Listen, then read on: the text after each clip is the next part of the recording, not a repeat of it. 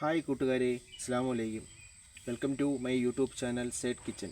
ഇന്ന് നമ്മൾ ഉണ്ടാക്കാൻ പോകുന്നത് ഫ്രൈഡ് റൈസും ചിക്കൻ കറിയുമാണ്.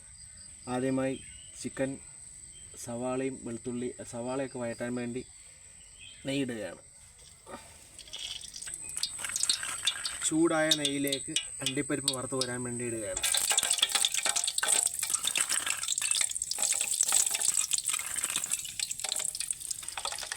ഇനി നമ്മൾ മുന്തിരി ഇടുകയാണ്.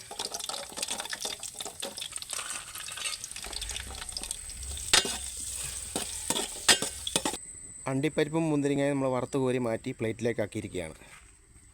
അടുത്ത നമ്മൾ സവാള വറുത്ത് വരാൻ വേണ്ടി ഇടുകയാണ്.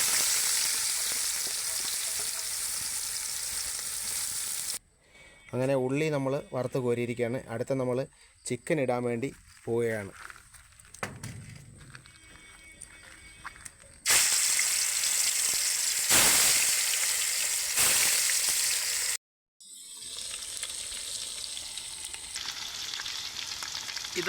ഇത് നമുക്കിനിയും ഇത് കോരി മാറ്റാം. കരിവേപ്പില ഇടുകയാണ്. ഇനി ഇഞ്ചിയും വെളുത്തുള്ളിയും ചതച്ചത് ഇടുകയാണ്.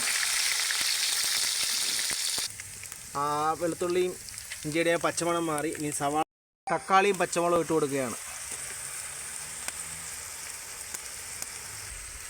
മഞ്ഞപ്പൊടി ഇടുകയാണ്.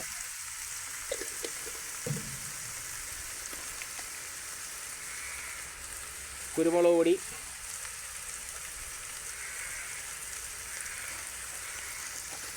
മുളക് പൊടി ഇടുകയാണ്.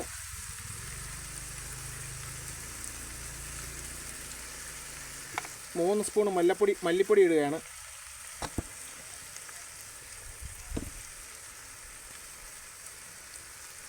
ഇനി അടുത്ത ഗരം മസാലപ്പൊടി ഇടുകയാണ്. അടുത്ത ചിക്കൻ മസാലപ്പൊടി ഇടുകയാണ്. നമ്മൾ ചിക്കൻ ഇടാൻ പോവുകയാണ്. തിള വന്നു. നമ്മളിനി ഇത് മൂടി വെച്ചൊരു 15 മിനിറ്റ് വേവിക്കാം.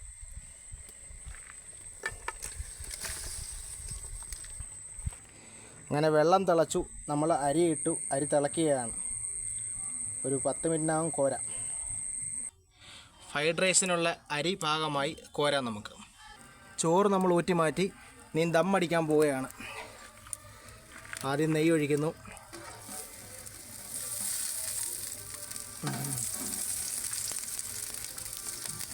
ഇനി ചോറ് തട്ടുകയാണ്. റോസ് വാട്ടറും പൈനാപ്പിളും കൂടെ മിക്സ് ചെയ്തത്.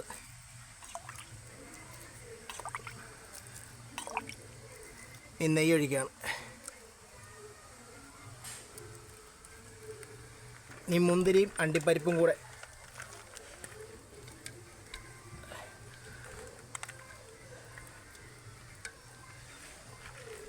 മല്ലിയിലയും പുതിനയിലയും വീണ്ടും അടുത്ത ലെയർ അടിക്കാൻ പോവുകയാണ്. ഇതേപോലെ തന്നെ നമ്മളിനി മൂടി വെച്ച് ദം അടിക്കുകയാണ്.